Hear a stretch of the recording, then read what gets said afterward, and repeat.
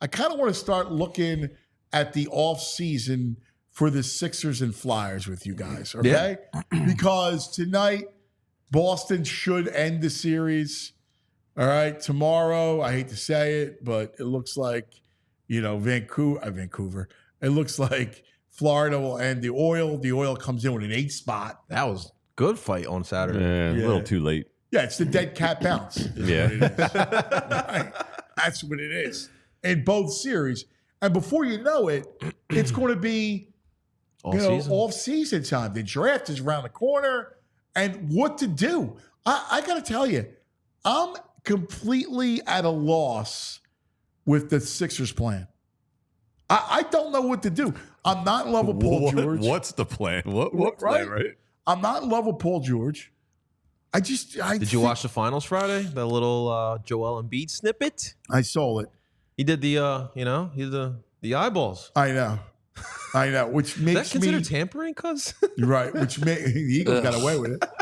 But it makes me go, I don't know. Like I'm with you. I don't know what to feel. Like that, the joke was the two of them in the finals. At the finals, right? Together. Never been to a final. Right. And that was the joke. But I don't know what to think. I'm not in love with Paul George. No. Now, I get it that he comes free, right? Like, you don't have to trade. No assets. You need to go. You up. need to sign. So it makes sense. And he's a hell of a ball player. He's just not. He's not made for this city. I don't think he is either. No. He will hate it here. Yeah. He doesn't seem like a fit. No, he's not a fit for the team. He doesn't seem like a fit in that they need someone who's money, like to show them how to win. Yes, they don't need. Yeah, he doesn't have fleas, but he's got fleas. Right. He's got fleas. He's man. a great player, but right. I don't know. He's got fleas. No, he's just funky or something. There's something off though. Yeah, like he's not the great. He's not this. Like a couple of years ago, I'm all in on PG. Like exactly what they need.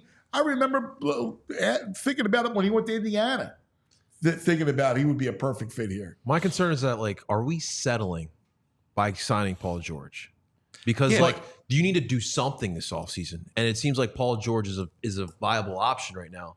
And the last thing you want to do is settle on someone, right? Because, listen, we've been through this a lot recently with the Sixers. I don't even want to bring up the Tobias Harris thing, but with Paul George, there's other options that I would love, but with Paul George, there's still like half pros, half cons, and the cons are they're kind of scary. You're talking about age, you're talking about some of the productions in the playoffs, and giving him a lot of money. It's just a tough thing here for the Sixers, especially with this offseason plan. Can you call it settling if it's the top free agent out there? Yeah. I don't know if that's a settle. It's just a really crappy free agent market right now. It's terrible. Yeah, it's like having a top pick when you don't have any stud guys coming out. Yeah. It's so Sixers. It's so Sixers franchise as well, because it's like the year that you finally have all this wiggle room to get free agents and do all this stuff. There's nobody. Terrible planning. Well, but like certain things, like you're not expecting certain things to happen. How do you and you're in a spot where I don't think you can plan for your roster to be like this because of how it all plays out. Like you had to do the Harden thing. Yeah. You had to do it. But should they have been aggressive with Siakam at the trade deadline to try and get him here? I didn't hear any rumors that they were even involved in trying to trade for him. No.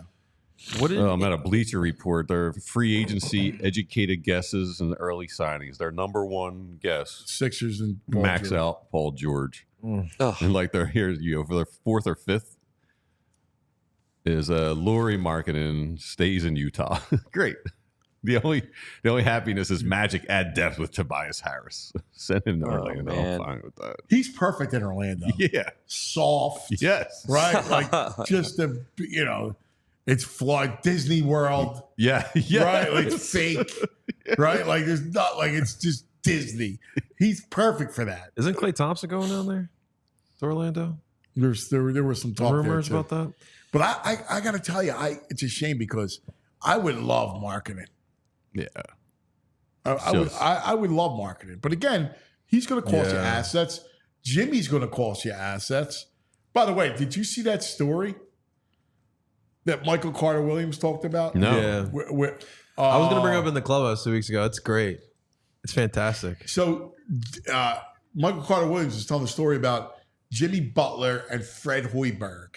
When they were in Chicago together, he said Jimmy went after Hoiberg. Said, number one, you're soft. Number two, I don't like you. That's what Jimmy said to Fred Hoiberg. Hoiberg said, F you. And then Jimmy goes, oh, F me? Oh, all right. Yeah, now it's about me. All right. I do like that about Jimmy. I know. Would you rather trade for Jimmy or... If Jimmy was a free agent, yeah, I would be much more interested. But here's it. I'm not looking to trade for him. You got the assets, so you got to pick one or the other. Paul George and a trade for Laurie or a trade for Jimmy? Nah, it's not even close. You do Paul George and Laurie Markkinen. Yeah, I do Paul George and Laurie. Yeah. I like it's that lineup. Yeah. I mean, that's possible, right? Well, it all depends on what happens, I don't think that they can get all four. The issue is it's probably sign Paul George and then trade for other pieces. Right. If you're going to trade, but not marketing. No.